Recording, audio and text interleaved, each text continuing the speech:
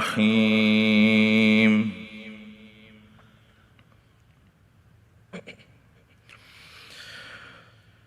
والضحى والليل إذا سجى ما ودعك ربك وما قلى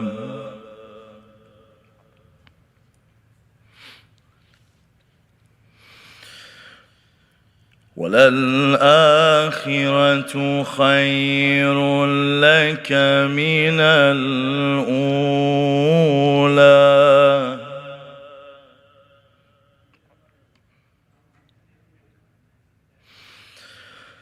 ولسوف يعطيك ربك فترضى ألم يجدك يتيما فآوى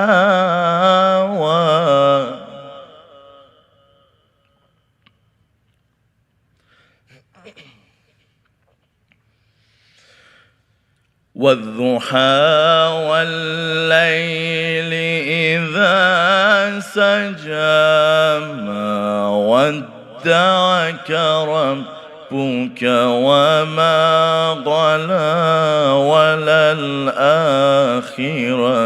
خير لك من الأولى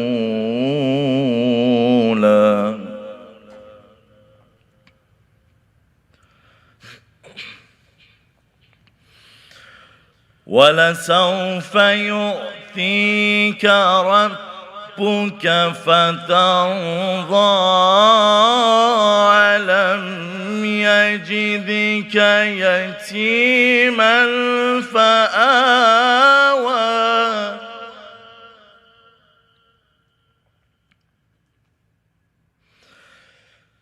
ووجدك ضالا فهدى ووجدك عائلا فأغنى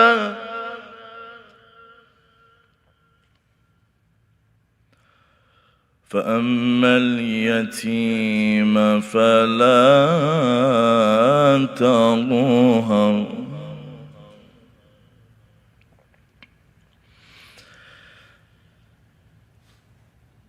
ألم يجدك يتيما فآوى ووجدك ضالا فهدى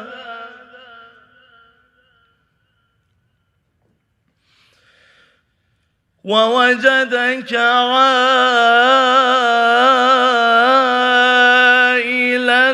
فأغنى فأما اليتيم فلا تقهر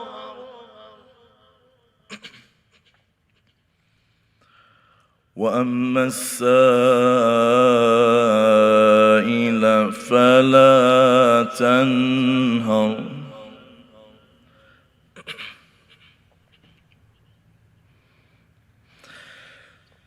وأما بنعمة ربك فحدث الله أكبر ولله الحمد بسم الله الرحمن الرحيم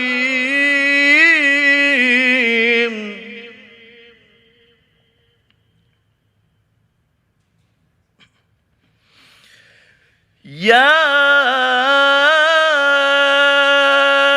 أيتها النفس المطمئنة ارجعي إلى ربك راضية مرضية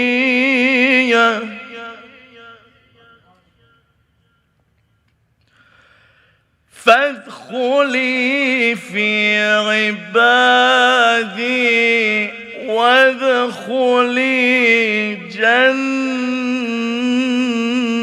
جنتي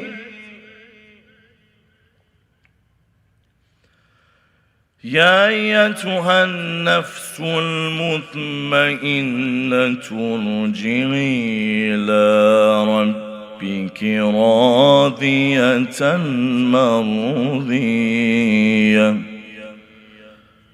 فادخلي في عبادي وادخلي جنتي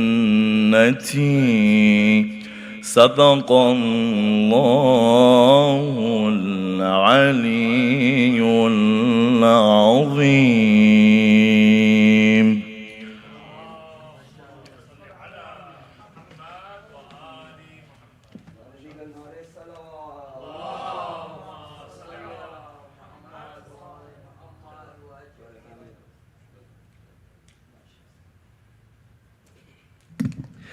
Brother Hamid, as usual, thank you so much for Brother Hamid's health, safety, and wealth. Please, one more salawat. Ala Muhammad wa ala Muhammad. Jazakallah. سلام کے لیے میں درخواست کرتا ہوں ارسلان معصومی سے کہ وہ آئیں اور مولا کی بارگاہ میں ہدیہ پیش کریں. بر محمد و آل محمد صلوات.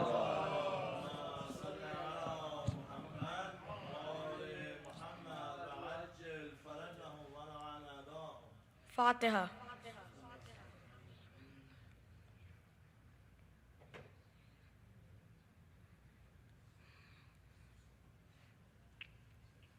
غم حسین سے بڑھ کر نہیں کوئی غم ہے، یہ غم وہ غم ہے جو زخمی جگر کا مرہم ہے. بھلا نہ پائے گی اے کربلا تجھے دنیا، صداقتوں کا بلند آج تجھ سے پرچم ہے. جو مر کے جینے کا حوصلہ ہے حسین والوں سے مرنا سیکھو، حسینیت آئینہ ہے حق کا اس آئینے میں سنورنا سیکھو.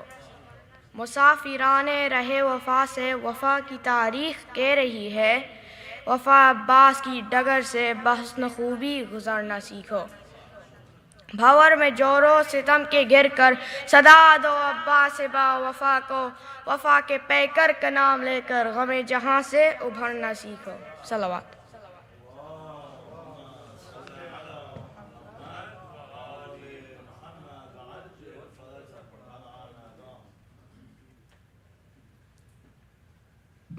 جزاک اللہ. میں گزارش کروں گا جناب فیضان زیدی سے کہ وہ آئیں اور مولا کی بارگاہ میں ہدیہ پیش کریں. بر محمد و آل محمد صلوات.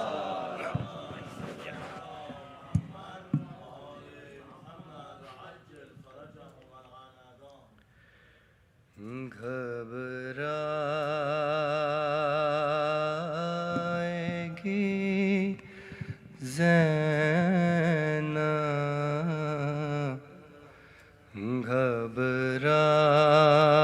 گھبرائے گی زینب، بھیا تمہیں گھر جا کہ کہاں پائے گی زینب. کیسا یہ بھرا گھر ہوا برباد الہی، کیا آئی تباہی. اب اس کو ناباد کبھی پائے گی زینب،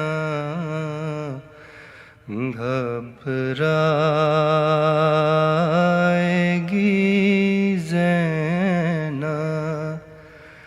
گھر جا کے کسے دیکھے گی، قاسم ہے نا عباس اکبر سے بھی ہے یاس اپنے علی اصغر کو کہاں پائے گی زینب پھٹ جائے گا بس دیکھتے ہی گھر کو کلیجا یاد آؤگے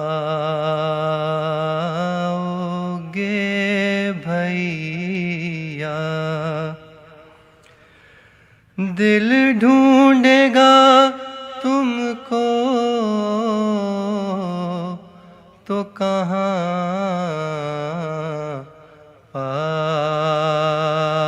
پائے گی زینب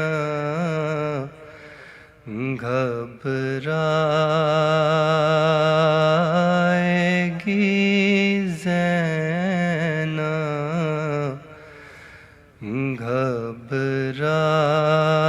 گھبرائے گی زینب بر محمد وعلی محمد صلی اللہ علیہ وسلم.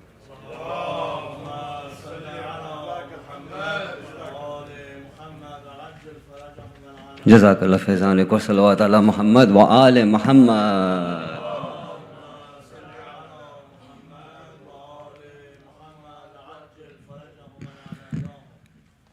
بار دیگر نعرے صلوات.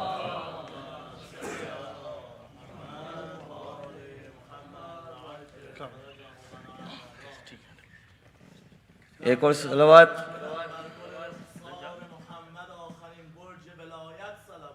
اللهم صل على محمد وآل محمد.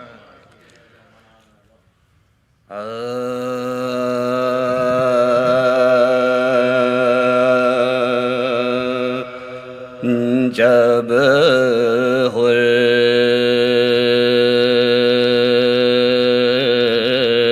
کا گناہ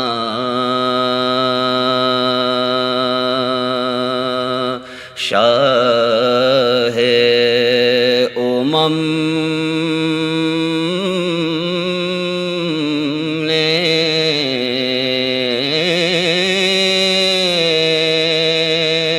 بخشا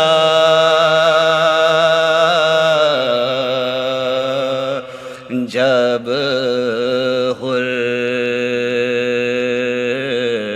کا گناہ شاہ امم نے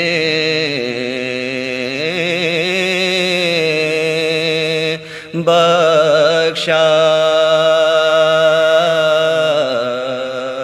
قطرے کو شرف بحر کرم نے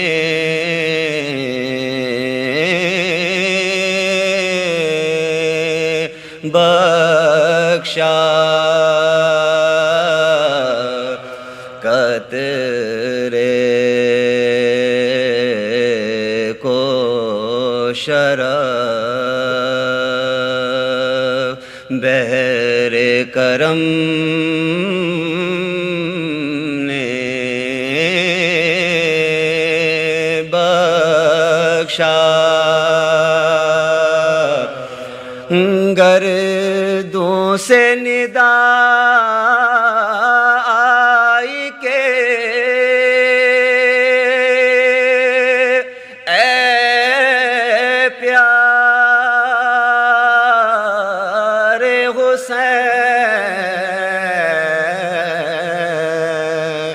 حسین گردوں سے ندا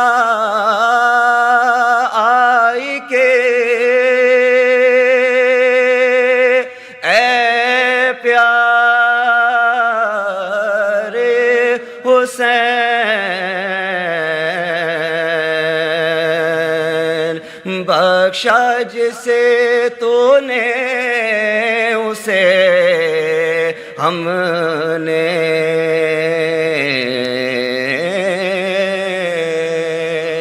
بخشا، جب حر کا گناہ بر محمد وال محمد صلوات محمد وآل محمد.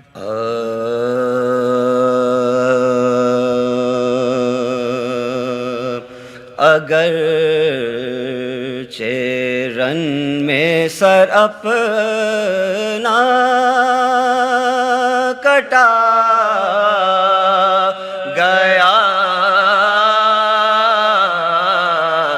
ہے حسین، اگر چیرن میں سر اپنا کٹا گیا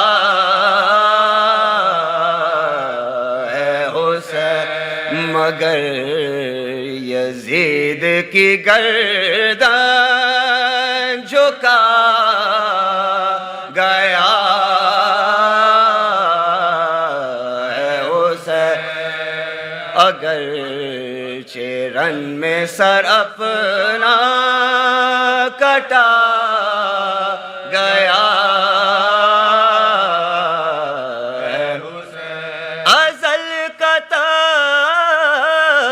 بھی تاج ابد بھی اس کا ہے، ازل کا تخت بھی تاج ابد بھی اس کا ہے، کہ اگلے پچھلے زمانوں پہ چھا گیا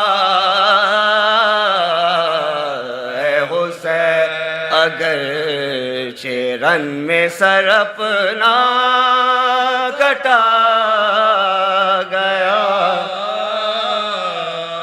ہے حسین، ملا سکے گا نہ اب کوئی حق و باطل کو، ملا سکے گا نہ اب کوئی حق و باطل کے درمیان میں رستہ بنا گیا ہے حسین، اگر چیرن میں سر اپنا کٹا گیا ہے حسین، خدا کے راستے میں دے کے چادر زین، خدا کے راستے میں دے کے چادر زین، غلاف کعبہ کی حرمت بچا گیا ہے حسین، غریب کرب و بلا کا چراغ جلتا ہے، غریب کرب و بلا کا چراغ جلتا ہے، امارتوں کے دیوں کو بجھا گیا ہے حسین، اگر چیرن میں سر اپنا کٹا گیا ہے حسین، جو موت آنا بھی چاہے تو آ نہیں سکتے، جو موت آنا بھی چاہے تو آ نہیں سکتے، کہ مرنے والوں کو جینا سکھا گیا ہے حسین،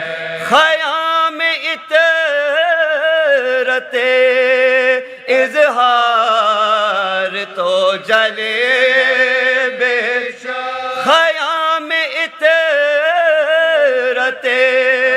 اظہار تو جلے بے مگر یزید کو زندہ جلا گیا ہمکتے کھیلتے اصغر کی دے کے قربان ہمکتے کھیلتے اصغر کی دے کے قربان خدا کے دین کو جھولا جھولا گیا ہے حسین اگرچہ رن میں سر اپنا کٹا گیا ہے حسین. سورہ فاتحہ.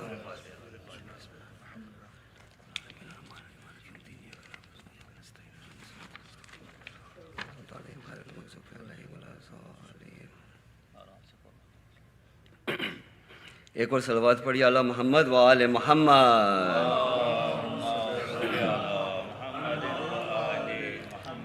بار دیگر نعرے صلوات.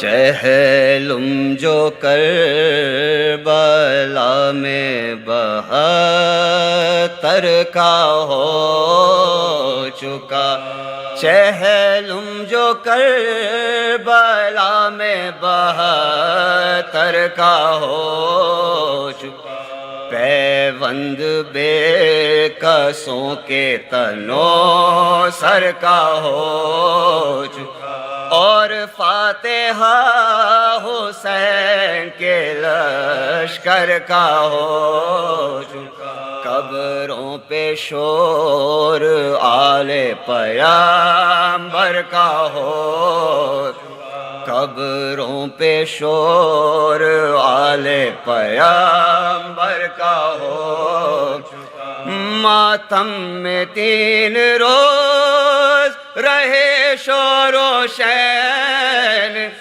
روئے لپٹ کے مزار حسین روئے لپٹ کے مزار حسین مثل چراغ گورے غریباں پہ دل جل پھولوں کے ساتھ قبروں پہ لاکھ جگر پیاروں کی بود و باش کے ساما جو یاد پیاروں کی بود و باش کے ساما جو یاد بے ساختہ پکار کرے جے پکڑ ہے وہ پردہ دار ہمارے کدھر بے پردہ ہو کے آل نبی در بدر بے پردہ ہو کے آل نبی در بدر امتل کے آس پاس یہ بیووں کی تھی وہ زینب جبیں لحد پہ دھرے کرتی تھی اے میرے کربلائی برادر حسین ہم شیر 3 دن سے تمہاری ہے میم ہم شیر 3 دن سے تمہاری ہے میں اللہ میری بات بھی پوچھنا آپ زندہ کی واردات بھی پوچھنا آپ بات بھی پوچھی نہ آپ، ہونے لگا سوار سالہ بشیر، ڈنکا بجا حرم کے گدائے اخیر، خیمہ اٹھا لحد سے یہ بے نظیر کا، اور سب تبرکات جناب امیر، تربت کے گرد اونٹ برابر کھڑے، رخصت کو جامع قبر پہ چھوٹے بڑے، رخصت کو جامع قبر پہ چھوٹے بڑے ہوئے، زینب پکاری کوچ کا سامان ہو گیا، پھر شہر میرے بھائی کا ویران ہو گیا، اور مقبرہ حسین کا سنسان ہو گیا، ہو کا مقام قتل کا میدان ہو گیا، ہو کا مقام قتل کا میدان ہو گیا، آئی مسافروں کو میرے وہ زمین، دنیا میں جے زمین کو بستی نہیں، اے کربلا سرور دلگیر، اے قتل گائے حضرت شبیر، اے قبر ابن صاحب تطہیر، اے بھائی جان جاتی ہے ہمشیر، کیا بے نصیب ہے یہ نواز رسول، تم نے مجاورین ہماری قبول، تم نے مجاورین ہماری قبول، شہلم جو کربلا میں 72 کا ہو چکا، بر محمد و آل محمد صلوات۔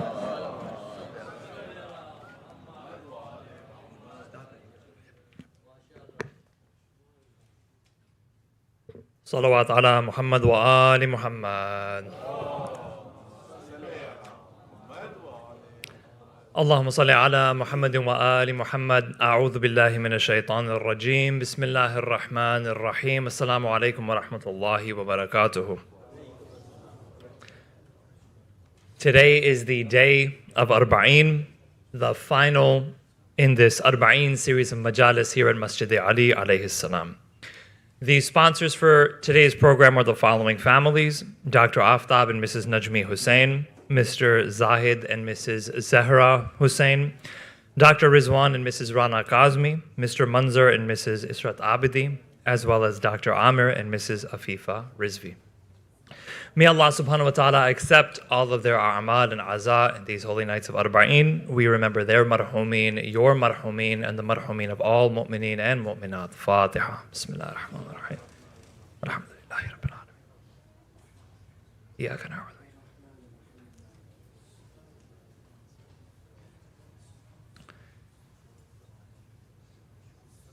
In these holy nights of Arbaeen, we also remember those who are in need of dua for their health, safety, and protection, especially the pilgrims that are making and gathering in the world's largest peaceful gathering. May Allah subhanahu wa ta'ala protect them and keep them safe from the oppressors.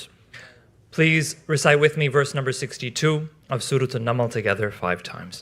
بسم الله الرحمن الرحيم أمن يجيب المضطر إذا دعاه ويكشف السوء أمن يجيب المضطر إذا دعاه ويكشف السوء أمن يجيب المضطر إذا دعاه ويكشف السوء أمن يجيب المضطر إذا دعاه ويكشف السوء أمن يجيب المضطر إذا دعاه ويكشف السوء ويجعلكم خلفاء الأرض أإله مع الله قليلا ما تذكرون. الصلوات على محمد وآل محمد. Allahumma salli ala Muhammad wa ali Muhammad. Mu'mineen, just a few announcements before we proceed with today's majlis. Inshallah, as I mentioned, this Arbaeen series concludes today. Dinner will be served after tonight's program, after Salat al-Maghrib and Salat al-Isha. As we conclude this Arbaeen series on behalf of Muslim Foundation Inc. and Masjid-e-Ali, we are truly grateful for Sayyid Hossein Qazwini. Thank you for honoring us with your presence, your wisdom, your knowledge, and sharing them through these nights, helping us renew our commitment to Imam al-Hussein on these days of Arbaeen. May Allah subhanahu wa ta'ala bless you in this world and in the hereafter, and we look forward to seeing you again, inshallah. Nice and loud salawat for our scholar, please. Allahumma salli ala Muhammad wa ali Muhammad. Mu'mineen, mark your calendars for the following. Our next series of majalis is going to begin day after tomorrow, which will be Thursday, August 6th, and Friday, August 7th. This will be recited by Sheikh Ja'far. The format is going to be the same as it has been the past few nights. We'll begin at 6:30 with the recitation of the Holy Quran, and we will aim to conclude by Salat al-Maghrib. We look forward to your participation. We are looking for sponsors for these majalis as well. If you are interested, speak with any of us, and we would love to make it happen. This Saturday, August 8th, from 1 to 3:30 p.m. will be Imam Hussein Day, sponsored by Payam-e-Aman. This will be an incredible program with a wide array of speakers: Mr. Scott Ritter, Sheikh Bilal Hussein, Dr. Hassan Abbas, as well as Dr. Adam Hamawi. We look forward to seeing you, inshallah, for our upcoming series, as well as for Imam Hussein Day on Saturday. To learn about our upcoming programs beyond this, which include the majalis for our Holy Prophet, our second Imam, our 11th Imam, please visit our website and visit our social media as well. You'll get all of your information there. Mu'mineen, at this time, I request that your cell phones are silenced. Parents, please ensure that your children are seated next to you throughout the duration of this majlis. And I request that you stand and move forward closer to the podium and the mimbar, as I request our respected guest scholar, Sayyid Hossein Qazwini, to recite tonight's final Arbaeen majlis titled, How Does a Mujtahid Derive Allah? Welcome him with a salawat ala Muhammad wa ali Muhammad.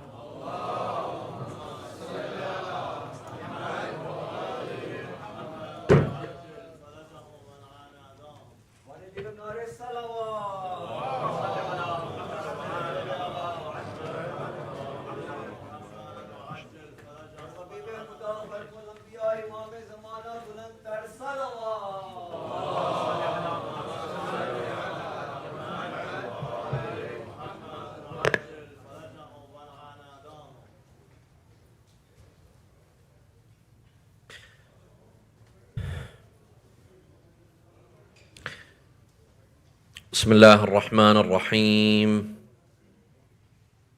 صلى الله عليك يا رسول الله وعلى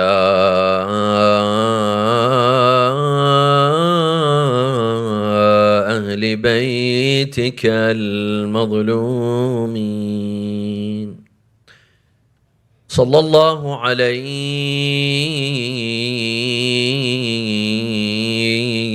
يا سيدي ويا مولاي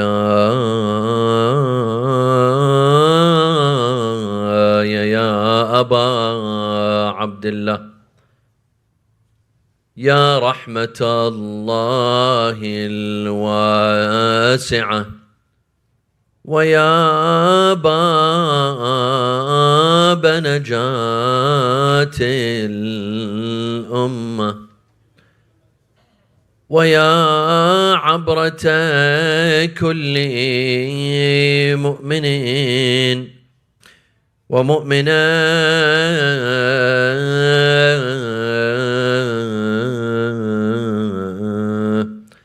يا ليتنا كنا معكم سادتي فنفوز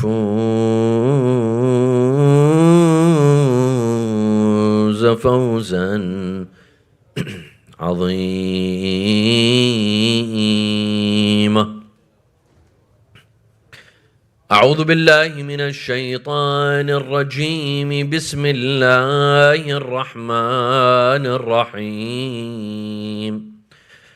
وما كان المؤمنون لينفروا كافة فلولا نفر من كل فرقة منهم طائفة ليتفقهوا في الدين ولينذروا قومهم إذا رجعوا إليهم لعلهم يحذرون. صلوا على محمد وآل محمد.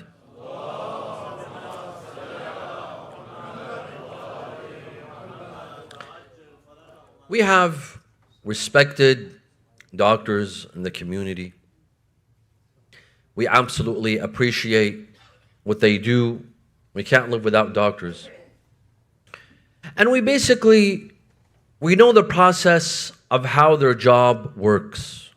Obviously, they graduate from college, they take the MCATs, they go to medical school, they do their residency, they get their license. We know how a doctor arrives to a conclusion. He receives a patient. The patient is suffering from some sort of pain. Maybe pain in his chest. The doctor performs an examination. He looks for signs and symptoms. In the beginning, he might have an idea of what the patient is suffering from. If he's not very sure, he will ask for tests, maybe an MRI, maybe a CT scan. He might ask for an X-ray.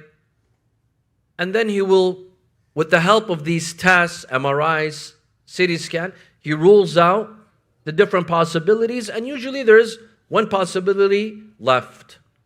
And based on that possibility, there's only one strong possibility left for the illness in this patient. He comes to a conclusion that this patient is diagnosed with, for example, cardiac arrest, or he suffers from a stroke, or he had a heart attack, or what have you, and he prescribes a medication. This is basically a process that a doctor goes through in order to analyze and understand what a patient is going through, and he reaches a conclusion. Pharmaceutical companies also arrive to conclusions. Pharmaceutical companies deal with medicine. They try to see what medicine is good for which illness. So, for example, they start out with a hypothesis that this medicine helps solve Alzheimer's, for example, if there's a solution to Alzheimer's. Then they begin a process of trial and error. So they give this medicine, they try out this medicine. If this doesn't work, another medicine, another medicine. They're coming up with a solution to Alzheimer's. There's a process of trial and error. They're not going to arrive at the solution to Alzheimer's from the first try. There has to be several trials. And they need subjects. Maybe they use animals for trial, mice, rat. Or they have paid volunteers. They volunteer to take this medicine to see, does it help for Alzheimer's or it doesn't?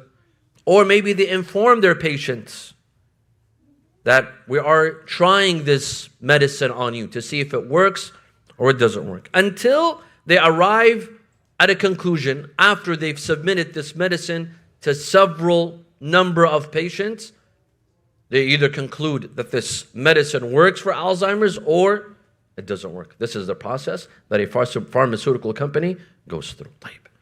We can say the same thing about engineers, lawyers, other professions. But how does a mujtahid arrive to his fiqh conclusion? This is something that most people don't know. A lot of people in their homes, they have a copy of Tawdih al-Masail or Minhaj al-Salihin or any other book that contains the rulings of their marja' in Arabic, Urdu, English, whatever language that they follow. The book of rulings, it's a book of conclusions. This is halal, this is haram. This is wajib, this is makruh, this is mustahab. You're only reading the conclusions. Or you search for your marja''s fatwa online, you don't get an explanation of the ruling. You only get a conclusion. Because imagine if a marja' wanted to justify his fatwa to every single follower of his, he would have to write an entire compendium. So he simply gives you the conclusion. He gives you the conclusion that he arrived at. But how did he reach that conclusion? Most people don't know. Unless you've studied in the hawza. Unless you've practiced that process.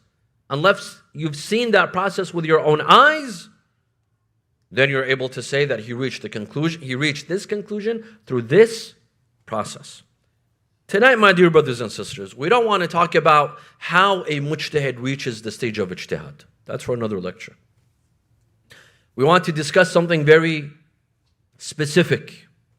When a mujtahid faces a problem, faces an issue, faces a question, you sitting here in Somerset, you ask your marja' a question online.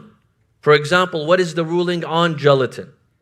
What is your ruling on moon sighting? If the moon is sighted, for example, in Maryland, in Virginia, is it enough for us or is it not enough?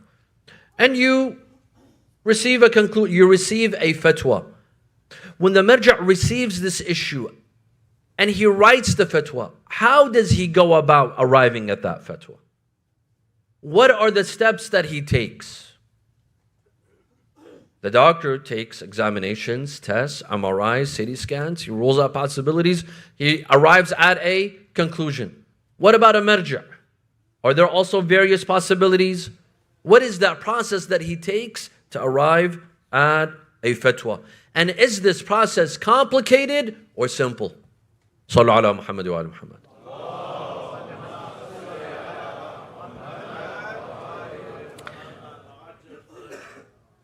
You see, my dear friends, it's just like becoming a doctor. Ijtihad, issuing a fatwa, is just like when a doctor issues a medical conclusion. It is difficult to become a doctor, but once you're a doctor, seeing patients and writing them prescriptions becomes what? Becomes easy. With practice. The more you practice, you've built up a lot of experience, medical experience. Now that you receive a patient, you can easily diagnose. This person has cancer, la samahallah. This person has had a heart attack. This person had a stroke. It becomes easy. A mujtahid is the same. Becoming a mujtahid is difficult. The process is not easy. It takes years of study, years of memorization, years of analysis, years of practice. But now that he's a mujtahid, coming to conclusions, arriving at a fatwa becomes what? Easy. The more he practices, the more it becomes easy. Becoming a mujtahid is difficult, but the process of ijtihad is not very difficult. It also depends on the issue. There are some issues, there are some problems that require a lot of investigation. They require a lot of research. Sometimes it is research from outside of hawza. Let me give you an example. Sometimes a mujtahid is discussing medical laws. Medical laws in Islam. It's easy to go to the Quran and Hadith and try to find piece of evidence and proof. But sometimes understanding the medical case is difficult. Is everyone with me? Send a loud salawat.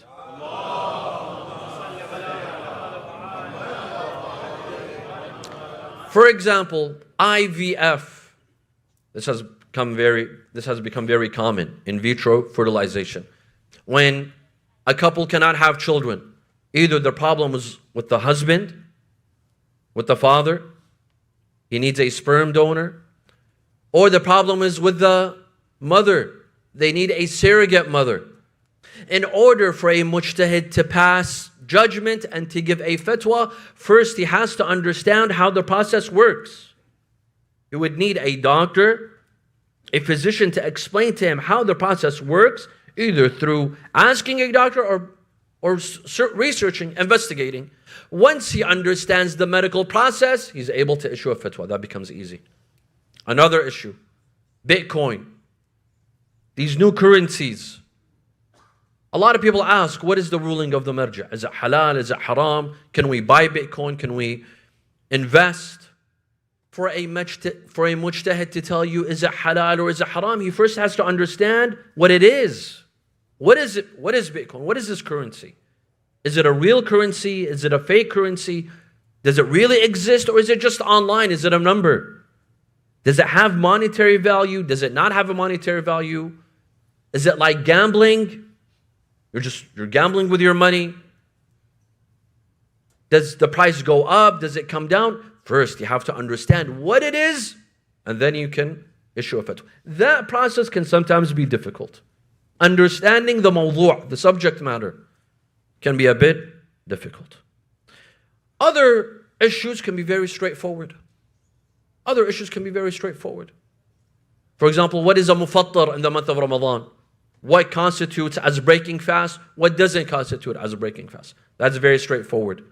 You go to the narrations and you see. Does it break your fast or does it not break your fast? Lying upon Allah and His Messenger and the Ahlul Bayt. Does this constitute a mufattir? Do you break your fast or you don't break your fast? That's very straightforward. You go to the narrations and you find out. It also depends on the nature of the problem.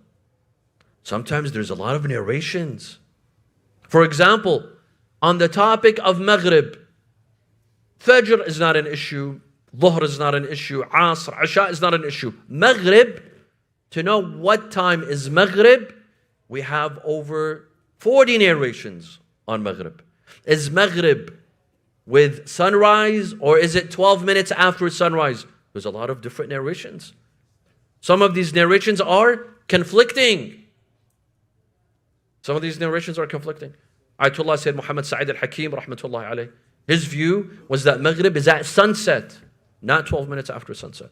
Ayatollah Sayyid Sistani says that Maghrib is 12 minutes after sunset. He doesn't say 12. He says, ذهاب الحمرة المشرقية. When the redness on the eastern sky has disappeared. Why this difference of opinion? Because there's a difference in the narrations, in the hadith of Ahlul Bayt. There are brothers coming in and they're struggling and finding a place. I ask the dear brothers to pull forward as much as possible. 3 loud salawat. Forward, brothers. Brothers, pull forward. Pull forward, please.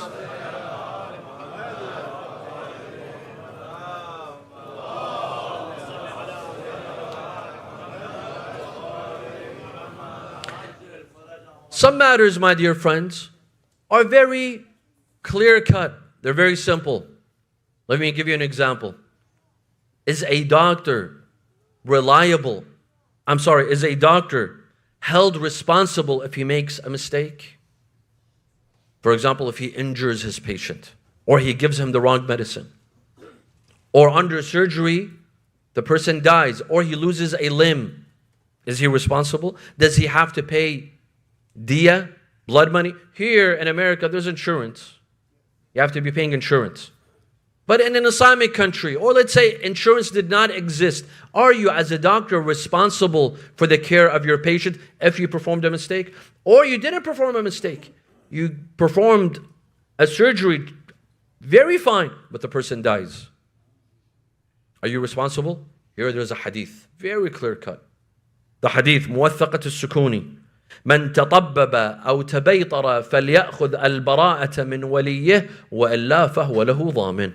The hadith says, whoever practices medicine or veterinary medicine should obtain a release from liability. Let him sign.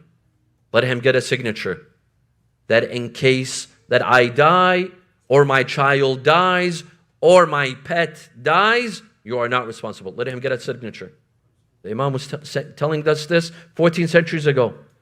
That if you don't get a signature, you're liable, you're responsible. Obtain a release from liability from the patient's guardian or owner. Otherwise, they are liable for any harm. The hadith is very clear. It doesn't require a lot of understanding. The hadith is in Arabic, and it's very clear that a doctor is liable lest he gets a signature that tells him he is not reliable. طيب. Now, my dear friends, let us dissect the process of deriving an Islamic law step by step. I'd like to take you on a journey, inshallah. I will try not to be very technical. I will try to simplify this as much as possible to let my dear listeners know that when a mujtahid faces an issue, what is the first thing that he does? The first step, second step, third step, fourth step, until he arrives at a conclusion. It's a beautiful journey. It opens our minds. It shows us what a mujtahid has to go through, his understanding, his vast knowledge. And it's also a very beautiful process as well in looking at the narrations of Ahlul Bayt, the ulum of Ali Muhammad sallallahu alayhi wa alihi wa sallam.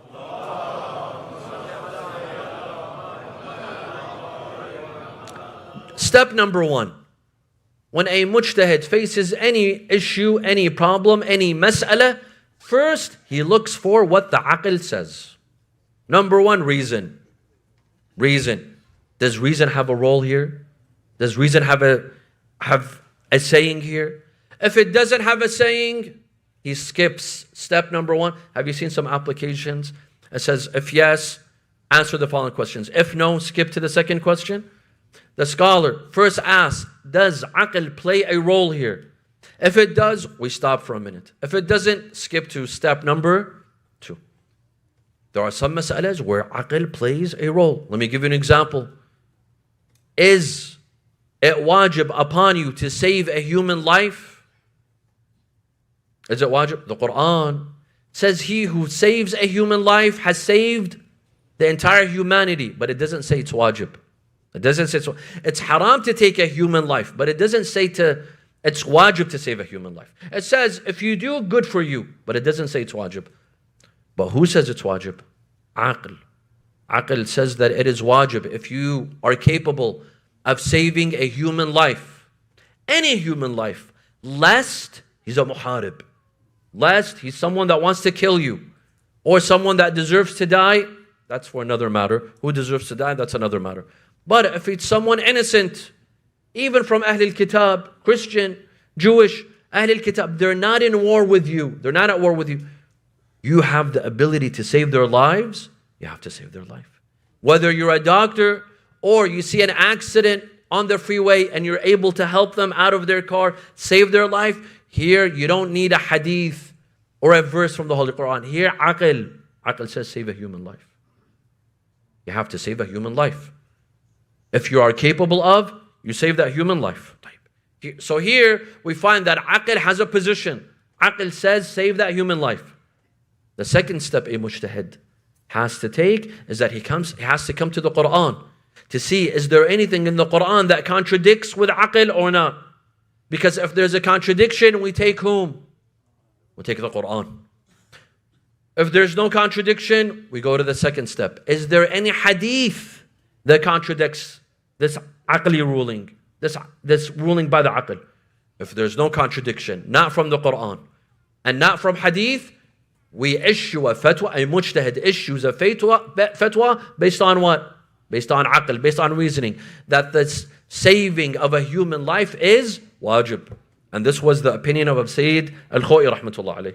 Sayyid al-Khoi believed that we don't have any proof to save a human life except aql.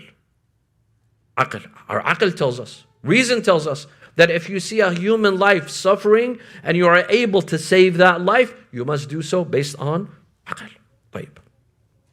This is the first step. The second step, let's say we did not find anything on aql.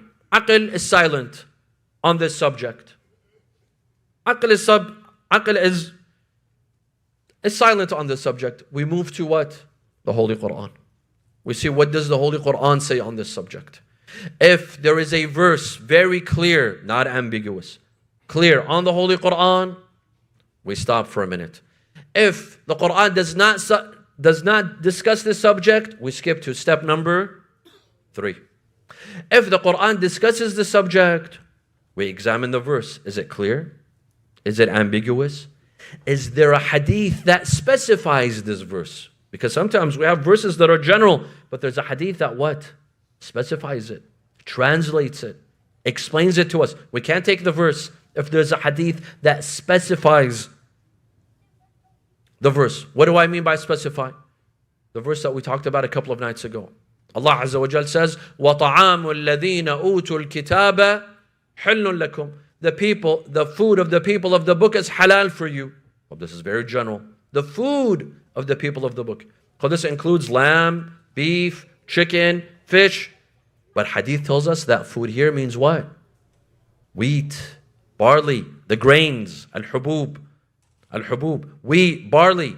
It's things like this. Hence we cannot rely on this verse because there's a hadith that specifies.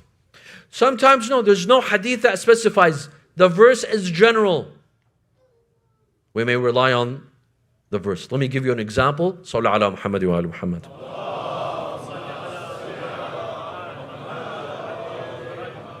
Today, there are some contracts that exist that previously did not exist. Like what? For example, previously buying and selling existed. Today it exists. Renting existed at the time of Rasulullah. Today it also exists. But today there are certain transactions, there are certain contracts that didn't exist previously. Like what? Insurance. Insurance companies. Today, you go to a company and you pay them a monthly amount for insurance on your life, on your car, on your health.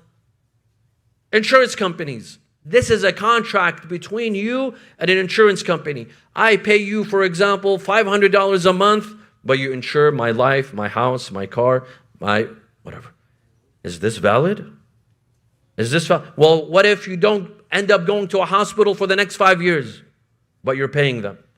What if nothing happens to your car for the next 10 years, but you're paying an insurance company? Is this contract valid or not valid? Here we find a verse in the Holy Quran that says, "Awfu bil uqud." Uphold your contracts. Honor your contracts and agreements. And you have an agreement with an insurance company. There's an agreement. There's a signed agreement. You signed, they signed, that in return for paying them, for example, $500 a month, they insure your house, your health, your life. Khalas, this is a contract. Awfu bil uqud. Uphold this contract. Uphold this agreement. Right?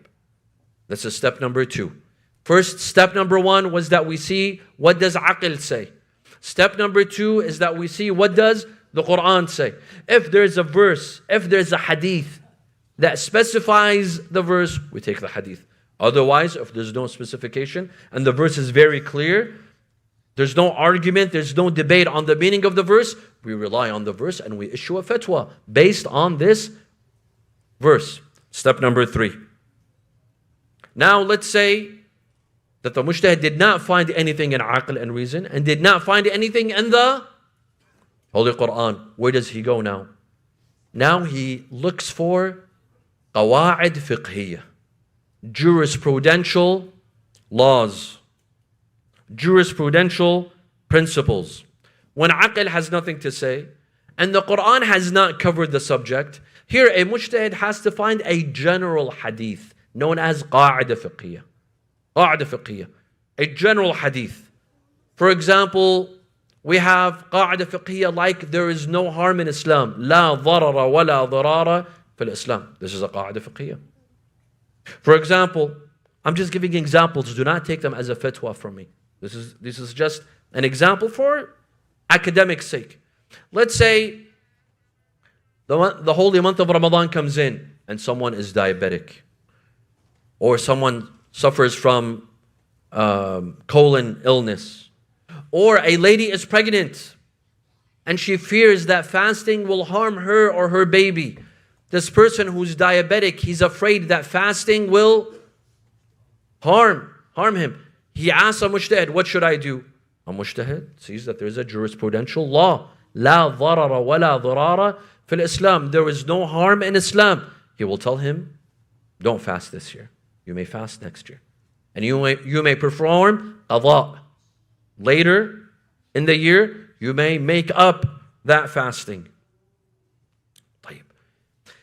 Once we find a jurisprudential law, we have to find, has it been specified or not? Meaning what? Is there a specific hadith that conflicts with this qa'ida fiqhiyya or it doesn't? If there's a conflict, we take the specific hadith. If not, we may rely on this jurisprudential principle. Let me give you an example. There's a hadith that says, لا تصلي إلا خلف من تثق بدينه. Don't pray behind anyone unless you are sure of his faith. I have a 14-year-old son. I have a 13-year-old son. And he's religious. He's faithful. And I saw him praying. May I stand behind him and pray? He's not baligh yet. He's 13 years old, for example. He's not baligh yet, but he's religious. And the hadith says, do not pray anyone lest you are sure of his faith. Oh, I am sure of my son's faith. May I pray behind him? Based on this jurisprudential principle, yes. But there's a specific hadith that says, do not pray behind anyone that has not reached the stage of bulugh. Hence, and I cannot rely on this qa'ida fiqhiyya. I have to go and take the specific hadith that do not pray behind anyone who has not reached the stage of bulugh. Yes, if the others are not baligh, they may pray behind him. If other kids of his age or below, they may pray behind him, but not for a grown man. A grown man has to pray behind someone who is baligh. This is the third stage. The fourth stage, Sallu ala Muhammad wa ala Muhammad.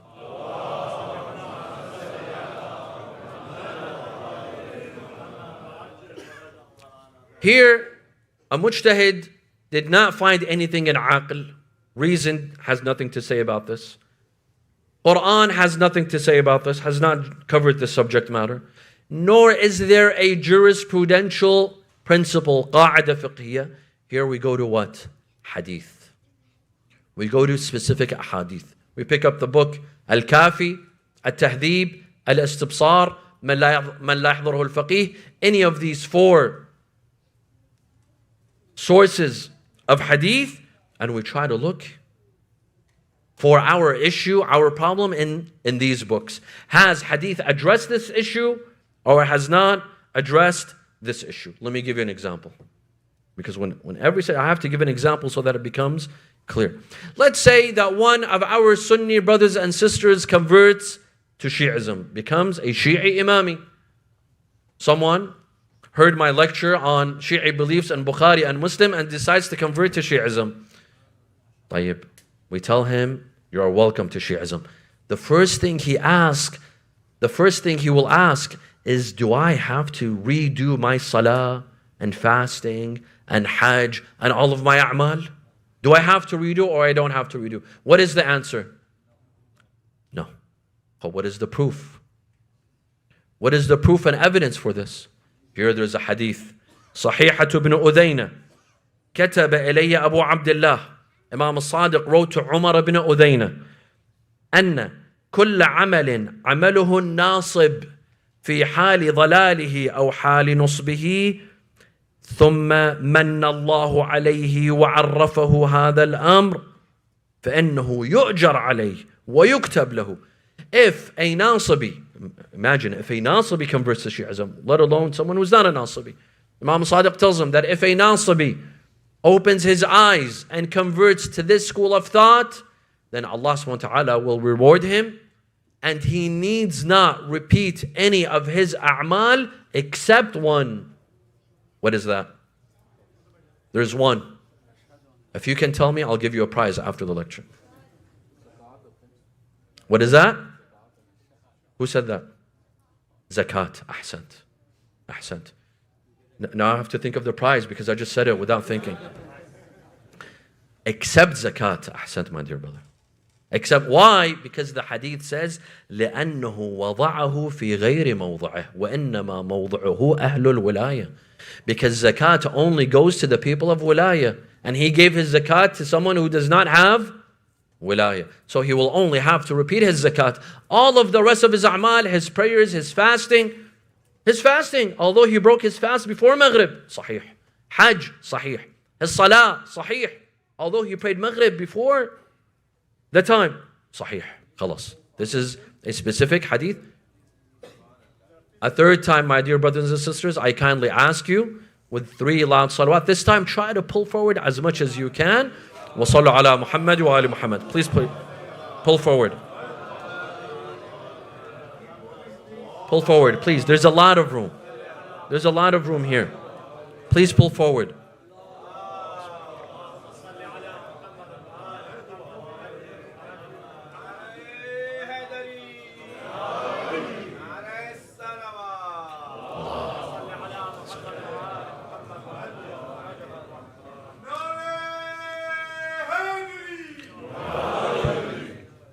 This was the fourth stage. After aql, hadith, jurisprudential principles, the mujtahid looks for a hadith. Now, this process is not easy. First, he has to be able to understand the hadith carefully, examine the hadith carefully. Is it a general hadith? Is it a specific hadith? Examine the hadith very carefully and try to understand it. This is one. Number 2, he has to examine what? The chain of narrators of the hadith, the sanad. Is it reliable? Is it not reliable? All the people, all the members of the chain, are they reliable or not reliable? That means that the mujtahid has to have studied ilm al-rijal, the science of the biographies of the transmitters and narrators. And also, this hadith is in which source? If it's in the 4 sources, al-kafi, tahdib, al-tahdib, al-istibsar, malahid al-faqih, he may rely. Otherwise, he has to be very careful on which source he's relying on. A lot of our dear brothers and sisters today, they come and say, Sayyid, I found a hadith that says this, I found a hadith that says that. Where did you get this hadith from? Which source? It's not that you can rely on just any source. There are specific sources that we may rely on. Also, does this hadith have a contradictory hadith opposing it? We have some narrations that oppose each other. One narration says this, another narration says something completely contradictory. Here, the mujtahid has to know how to solve the contradiction between these narrations. Is there a way to solve the contradiction? Or he has to choose. For example, some of our ulama in usul al-fiqh, they reached the conclusion that we accept the hadith when 2 ahadith conflict. We choose the hadith that is compatible with the Holy Quran, and we reject the one that is not compatible with the Holy Quran. Or we choose the hadith that goes against our Sunni brothers and sisters. Why? Because most likely the Imam was in the state of taqiyya when he issued this hadith. While the other hadith, it conflicts with this because the Imam was in the state of taqiyya. He was practicing taqiyya. This is not a simple process. This is a very complicated process for a mujtahid to sit and discern. Does this hadith, is there an opposing hadith? Why are they opposing? Can we fix the problem? And then if we had to pick and choose, which one do we choose? Which one do we leave behind? And this is an entire science of its own in usul al-fiqh. In usul al-fiqh, there's a chapter called Bab al-Ta'arud, the chapter on conflicting ahadith. Sayyid Sistani Hafidhullah has lectured on Bab al-Ta'arud, and his lectures were written in a book. It's 800 pages long. 800 pages long, just on trying to understand when 2 narrations conflict, which one do we choose? It's not something simple. It's not something for the ordinary person to do. Fifth step is that when we don't find a hadith, sometimes aql has nothing to say, Quran has nothing to say, there's no qa'ida fiqhiyya and there's no hadith. Then what do? Sometimes there's rational practice, seerah uqala'iyya. What do I mean by this? For example, taqleed.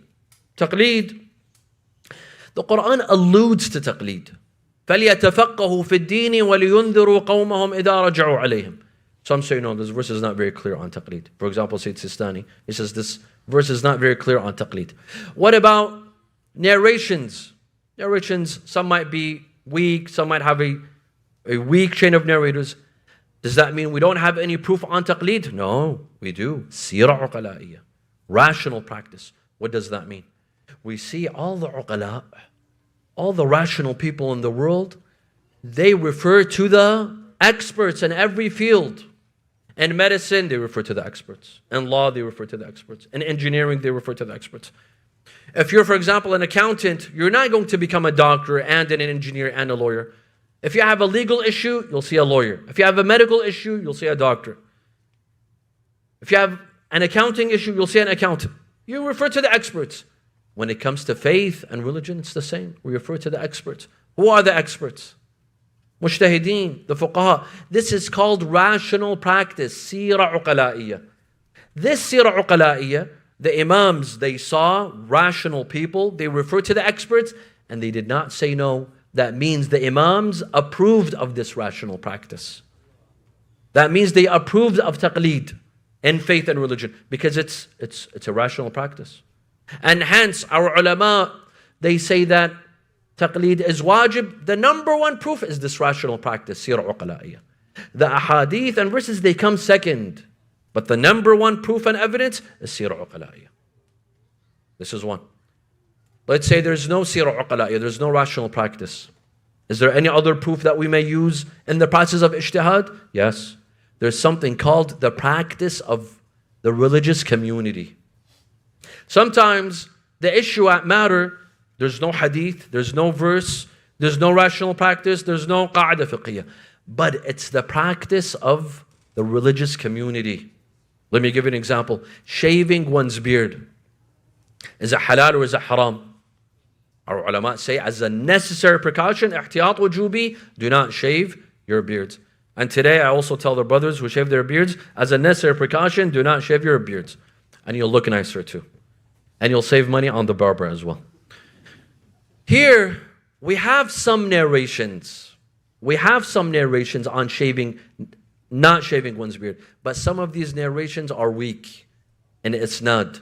Some are accepted, some are not accepted. For example, there's a hadith that Ayatollah Khoi accepted that you may shave the sides but don't shave the front, goatee. And that was the fatwa of Ayatollah Khoi, that you may have a goatee. Sayyid Sistani says you have to have a full beard. Why? Based on the practice of the religious community. What does that mean? It means that the religious community, all religious men in our generation and the previous generation and the previous generation, they all had what? Beards. They did not shave. Religious men in the community, they don't shave unless there's a very, very good excuse. There's an absolutely, there's a justification. For example, you're harmed or you're in the military. For example, you need a very good excuse. Otherwise, the religious men in the community, they don't shave their beards. And this practice of the religious community, it's not just in this generation, but the generation before, and the generation before, and the generation before, all the way till whom? The Imam. This means that this law was given handed down to us from the Imam. This is called Sira Mutasharra'iyya. And this is a proof and evidence used in fiqh to issue certain fatwas, specifically on the law of not shaving your beard. There's another called al-ijma', consensus. Some ulama, not all, they accept ijma' as an authority, as a dalil, as proof and evidence. For example, can a woman become a marji'? The Quran doesn't discuss this. Hadith doesn't discuss this. But today, some ulama say no, she can't. Why? Because there's a consensus amongst our ulama. From the time of Al-Shaykh Al-Tusi and Al-Mufid before him, up until today, our ulama, they say that one of the criteria in a marji' is that he has to be a man. He has to be male. There's an ijma'. And hence ijma' is binding. It carries authority. The ijma' of the ummah. The ijma' of all of our ulama. There's no disagreement in this matter. Well, this has to carry some weight. طيب. This was the fifth step. The sixth step, Sallu ala Muhammad wa ala Muhammad.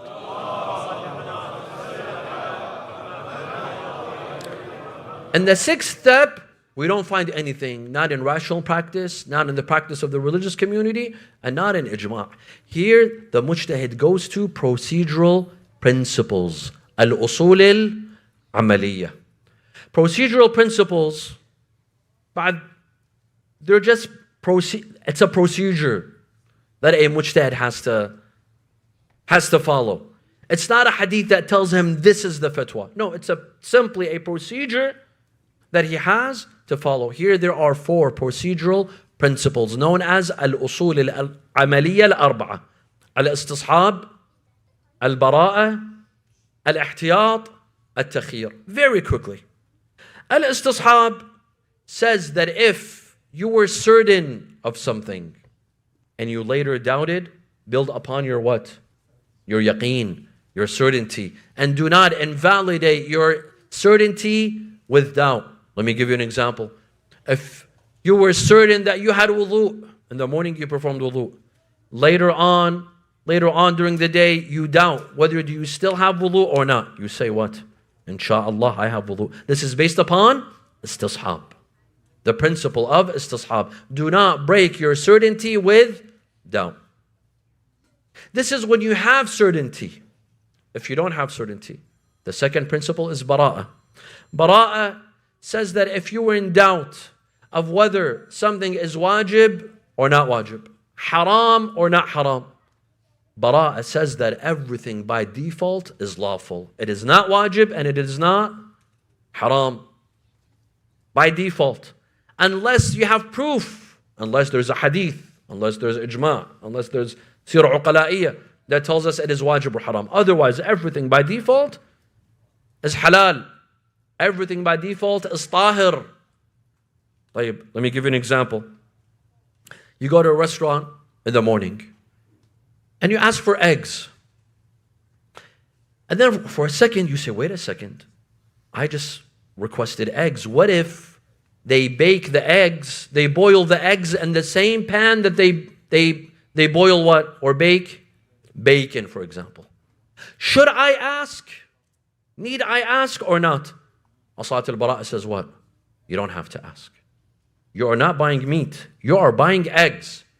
There's a possibility that they are baking them in the same pan, but there's a possibility that they are not. Are you required to ask? No, you're not required to ask. Asat al-Bara'a says you're not required to ask. Can you ask? Yes, absolutely you can ask. If you want to be cautious, you may ask. But do you technically have to ask? No, you don't have to ask. طيب. The third procedural principle is al-ihtiyat. What is al-ihtiyat? Caution. This is when you know that there is an obligation, but you don't know, is it this or is it that?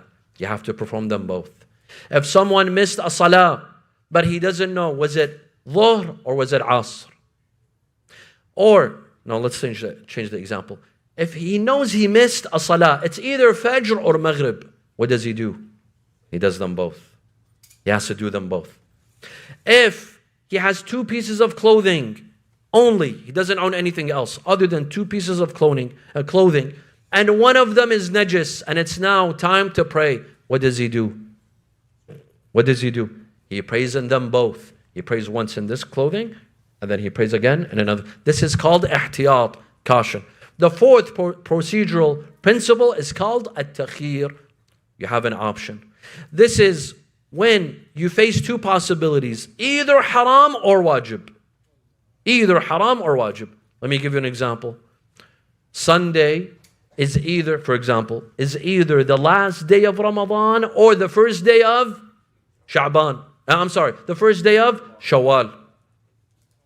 If it's the last day of Ramadan, it is wajib to fast. If it's the last day of Ramadan, it is wajib to fast. If it's the first day of Shawwal, it is haram to fast. And let's say you cannot travel. If you're able to travel, you're not in a dilemma. But if you cannot travel and you're facing a dilemma between halal and between wajib and haram, here at-takhir says you have the option. Here you may fast or you may break your fast. If you break your fast and it turns out to be Ramadan, you have to make it up. If you fasted and it turns out to be the day of Eid, you're fine. You're fine because you faced 2 different options. I hope I have not lost you in this lecture, inshallah. And the idea was to walk you through the process of ijtihad and how a mujtahid arrives at a law. My dear brothers and sisters, let us not belittle this process. Let us not say, why can't all ulama just agree? You think it's like that? You just press a button and all the ulama agree all of a sudden? You see how difficult the process is? It depends on your understanding of the hadith, your understanding of the verse. Do you accept this rational practice? Do you accept the practice of the religious community? This is a very difficult process. We should not take it for granted. We should not belittle the job of the ulama and say, well, how did he arrive at this ridiculous conclusion, ridiculous fatwa? Why do you call it ridiculous? This process was hard. It was difficult to arrive at. Let us not belittle this process. Before I get to the musibah, my dear brothers and sisters, 2 minutes. You have a Sadiq school here in this community. Let me tell you something. There are communities that would die to have an Islamic school. They would die to have an Islamic school. You have an Islamic school and you have not enrolled your children in the school? This is mind-boggling. You have a wonderful Islamic school. I've seen it. It's a state-of-the-art school. Amazing building with amazing teachers, with an amazing curriculum, an amazing administration. Why would you not enroll your children in the school? I've been told that the number of students here is very limited. It's a low number of students. This school is for you, my dear brothers and sisters. It's for your community. I know some brothers that moved from Patterson to Somerset just for the school. They moved. This is a gift from Allah Azza wa Jal. If you do not appreciate it, Allah will take it away from you. I'm telling you. Any gift that is given to us by Allah and we are ingrateful, we are not grateful, Allah will take it away.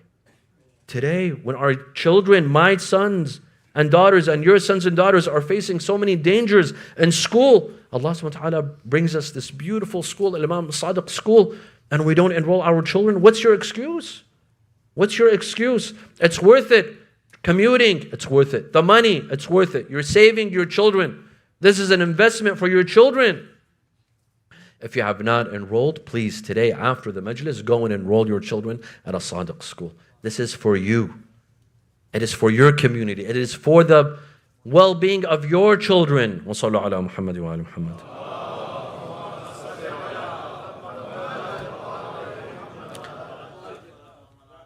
You know, today was the day of Arbaeen. Today, all the Zuwar in Karbala, they finished their ziyarah. They said their salams, they said their ziyarah. I wish that we were with them. But Allah subhanahu wa ta'ala had other plans for us. God knows that our hearts wanted to be in Karbala. We wanted to be in Karbala. Only Allah knows how much we wanted to be in Karbala on the day of Arbaeen. You know, these Zuwar, when they went to Karbala, there was food the whole way. When they rested, when they felt tired, they went and rested in a mawkib. But when the daughters of Imam Hossein were on their way to Karbala and they wanted to rest, they were beaten. These Zuwar, when they felt hungry, there was plenty of food on the way. Not only was there plenty of food, people would kiss their hands, tell them, come eat at my mawkib, I beg you. Come eat at my mawkib. But the daughters of Imam Hussein could not say, we are hungry. They could not say, we are thirsty. Tomorrow, inshallah, when all of the Zuwar, they come back from Karbala, they're greeted by their family members. If your wife went, you come and greet your wife. If your husband went, you meet your husband, your brothers, your sisters. They have someone waiting for them when they come back from ziyarah. But when Zainab arrived to Medina, there was no one to greet her. She did not have any brothers to greet her. Zainab was going back to a Medina empty of Aba Abdullah, empty of Aba al-Fadl al-Abbas. There's no one to tell her ziyarah maqboola, inshallah. May Allah accept your ziyarah, you're welcome, come and sit and relax. Zainab went into Medina, there's no one to greet her. In fact, the hadith says that Abdullah ibn Ja'far, the husband of Sayyidah Zainab, when he heard the calling of Bishr ibn Hadlam and he came out and they discovered the caravan has returned to Medina, he came out and he started looking. He started looking for his wife Zainab amongst the women. A woman came and told him, Ya Abdullah, salamu alaikum. He said, alaikum assalam. She said, you don't recognize me? I'm Zainab. You don't recognize your wife Zainab? Zainab had been changed. She changed. Zainab aged. Karbala aged Zainab. Ashura aged Zainab. Even her husband was not able to recognize her. أنا زينب اللي يحجون عني أنا سليت المصايب ما سلني. Imam Zain al-Abidin tells Bishr ibn Hadlam as they approach Medina, today the Zuwar are coming back home. Zainab is also going back home. The caravan is going back home to Medina. Bishr ibn Hadlam says that Imam Zain al-Abidin told me, are you a poet? Do you know verses of poetry? I said, yes, my master. He said, then go in Medina and start mourning my father, Aba Abdullah. Bishr enters Medina and he says, Ya ahla Yathrib la muqama lakum biha. Oh, the people of Yathrib, you can no longer stay in Yathrib. Why? What has happened? What is the commotion? He said, let's meet at the grave of Rasulullah and I will give you the news. When they all gathered at the grave of Rasulullah, he said, Ya ahla Yathrib la muqama lakum biha. Why? Why, ya Bishr? قتل الحسين فأدمعي مدرار. Hussein has been killed. Hussein has been massacred. الجسم منه مضرج في Karbala. His body is laying in Karbala. But you ask me about the head. والرأس منه على القناة يدار. As for his head, it's being paraded from city to city. There's not a city that did not get to see the head of Aba Abdullah. All the women and children, all the men, they come out to greet their loved ones, to welcome them back home, except Zainab did not have anyone. Bishr says that I saw the women come out to ask about their loved ones. I saw a woman carrying a child. Her face is glowing with light. She came. I looked and I recognized her. It was al-Baneen. She said, Ya Bishr, I'm here to ask you about my son Hussein. I said, Subhanallah, this mother has lost 4 of her sons, but she doesn't ask about them. She asks about Hussein. How am I going to tell her? So he said, Ya al-Baneen, عظم الله لك الأجر بولدك Abdullah. I offer my condolences on the loss of your son Abdullah. She said, Fida'an lil Hussein. May he be a sacrifice for my son Hussein. Tell me about Hussein. He said, عظم الله لك الأجر بولدك جعفر. عظم الله لك الأجر بولدك عثمان. She said, are you deaf? I'm telling you, tell me about Hussein. All of these children are a sacrifice for my son Hussein. He said, عظم الله لك الأجر بولدك أبي الفضل العباس. She told him, you are breaking my heart. I did not ask about Abbas. Tell me about my son Hussein. عظم الله لك الأجر بولدك الحسين. al-Baneen drops the child, who was the son of Abul Fadl al-Abbas. She sits on the ground and she starts hitting her head. Wa walada, wa Husayna. Zainab alayhi salam is back home. She's back home. She tells the woman not to allow anyone to enter. We are in the state of mourning. As Zainab and Bani Hashim are in mourning, they heard knocking at the door. They told whoever's at the door, you cannot come in. Zainab is in mourning. Zainab said, no, let her come in. She is a part of us. She is mourning with us. al-Baneen entered upon Zainab and she said, Wa waladah, wa Husayna. Zainab returned the cry. She said, Wa akha, wa Abbasa. Ya Hussein, Ya Hussein, Ya Hussein.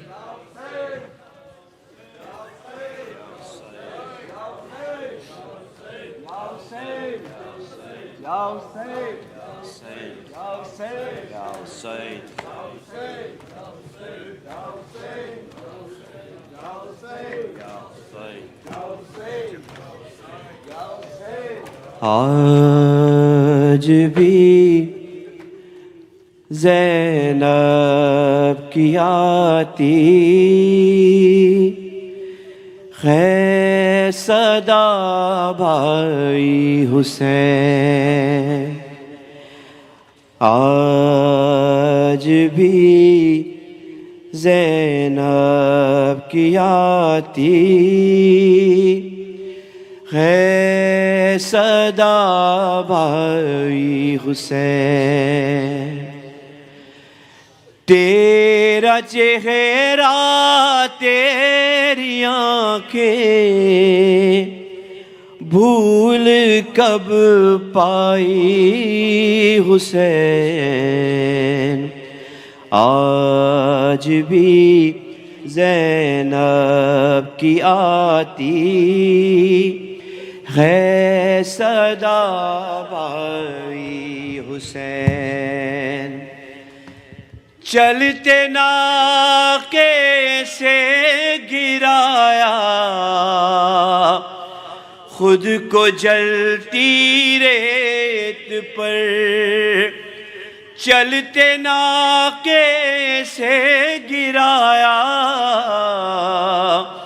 خود کو جلتی ریت پر، گٹھنیوں کی بل میں تیری لاش تک آئی حسین، اور بس میں گھبرائی تھی خنجر تجھ پہ چلتا دیکھ کر، بس میں گھبرائی تھی خنجر تجھ پہ چلتا دیکھ کر،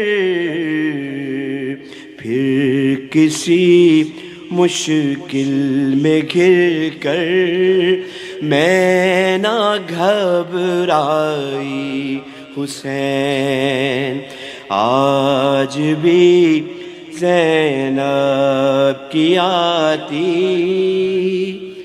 ہے صدا بھائی حسین، یا حسین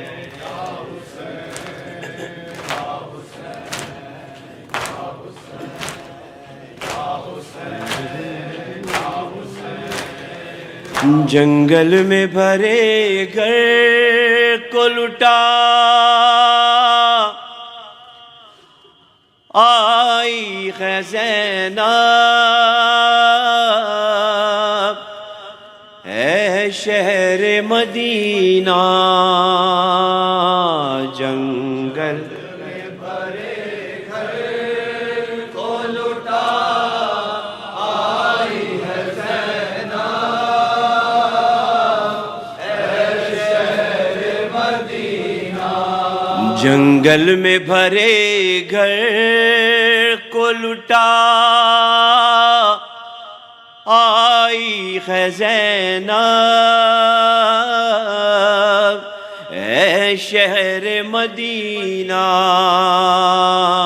جنگل میں بھرے گھر کو لٹا آئی ہے زینب، اے شہر مدینہ، عابد کو کسی طرح بچا لائی ہے زینب، اے شہر مدینہ جنگل میں بھرے گھر کو لٹا آئی ہے زینب،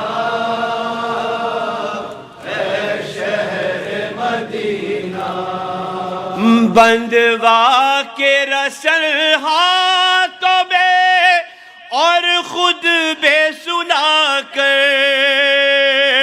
گھر بار لٹا کر،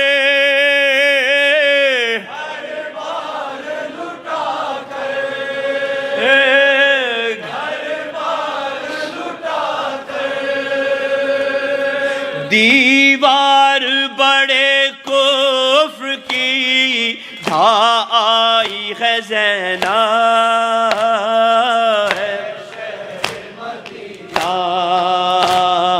جنگل میں بھرے گھر کو لٹا آئی ہے زینب، اے شہر مدینہ، جس شہر میں شہزاد یہاں رہی تھی نازوں سے پلی تھی نازوں سے پلی تھی نازوں سے پلی تھی سر ننگے اسی شہر میں ہو آئی ہے زینب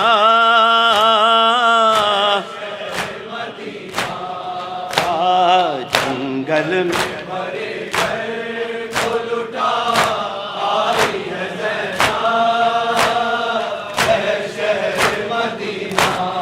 جو ہجر پدر میں رہی ہر وقت پریشان سوئی نہیں ایک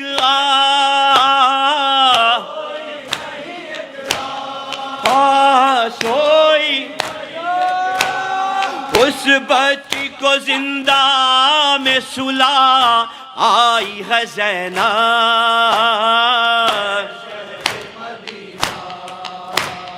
جنگل میں بھرے گئے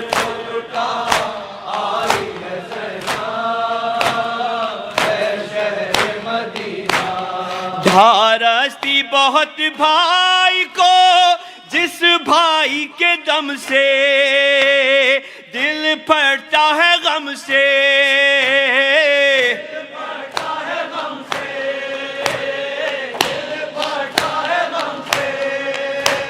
ساحل پہ اکیلا اسے چھوڑ آئی ہے زینب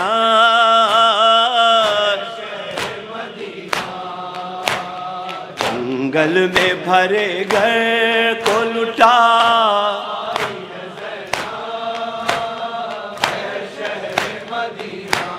چھ ماہ کے اصغر کو بھی جھولے کے بجائے دکھ درد چھپائے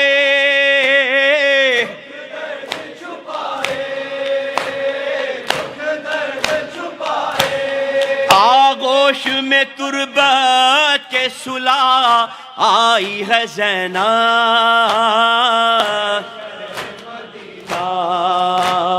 جنگل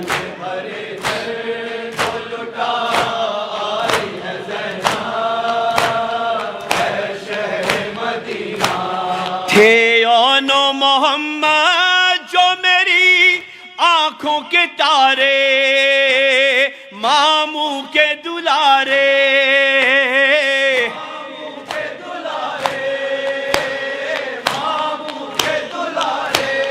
قربان انہیں بھائی پر گھر آئی ہے زینب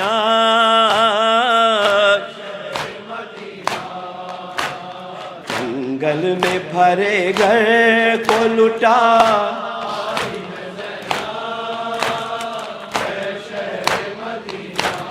تھا اکبر ناشاد جو اس گھر کا اجالا وہ گیسو والا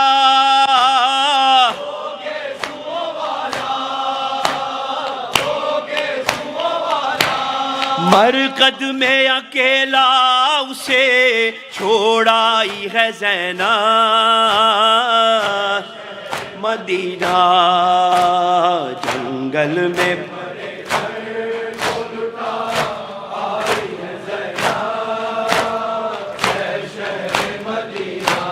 نادم ہے بہت لا سکی قاسم کو نہ ہمراہ واہ حسرت و دردا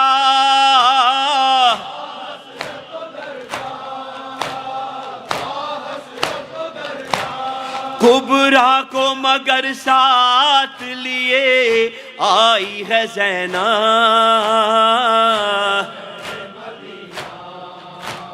جنگل میں بھرے گھر کو لٹا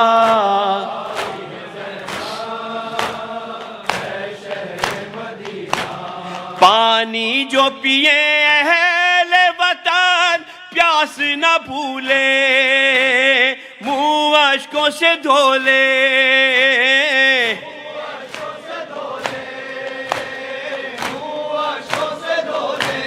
کہنے کو یہ بھائی کا پیام لائی ہے زینب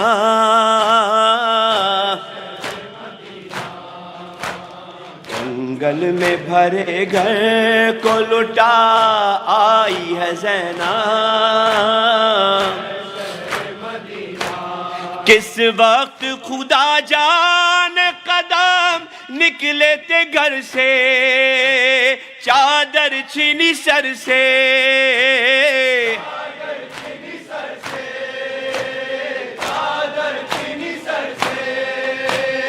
اب تک نہ مصائب سے نکل پائی ہے زینب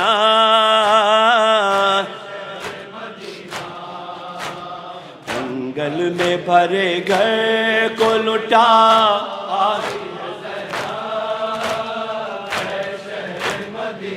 عابد کو کسی طرح بچا لائی ہے زینب ہے شہر مدینہ